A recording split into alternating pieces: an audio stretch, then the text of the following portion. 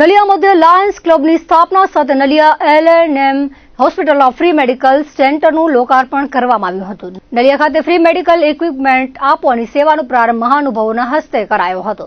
અભયભાઈ શાહ, મુકેશભાઈ ધોળકિયા સહિતના હસ્તે રિબિન કાપી સેન્ટરનું ઉદ્ઘાટન કરાયું હતું.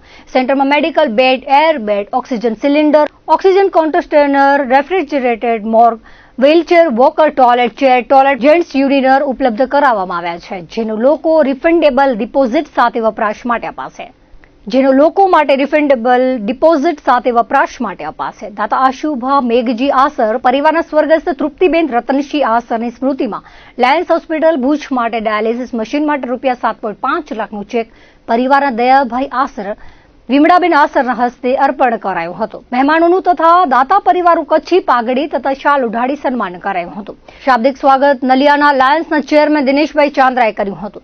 વિવિધ વક્તાઓએ પ્રાસંગિક પ્રવચનમાં લાયન્સની પ્રવૃત્તિઓને બિરદાવી હતી. આ પ્રસંગે ભુજ લાયન્સ ક્લબ પ્રમુખ ચંદ્રકાંતભાઈ સોની, રોહિતભાઈ જોશી, કોમલબેન જોશી, રીનાબેન શાહ, જયેશભાઈ ઠક્કર, મધુકાંતભાઈ ઘેડા, હીરાચંદભાઈ ઠક્કર, અબ્દુલભાઈ મેમણ, હરેશભાઈ ઠક્કર, જેપી ગોર, મુકેશભાઈ ભટ્ટ, પરેશભાઈ ભાનુશાલી, નવીનભાઈ ગજરા, નલિયા ભાનુશાલી, મહાજન પ્રમુખ મહેન્દ્રભાઈ દામા, દામજીભાઈ ભાનુશાલી, જયાબેન પીર, ઇન્દુબેન, હકુમતસિંહ જાડેજા, મહેન્દ્રભાઈ વ્યાસ, મૂલજીભાઈ સેજપાલ સહિતના ઉપસ્થિત રહ્યા હતા.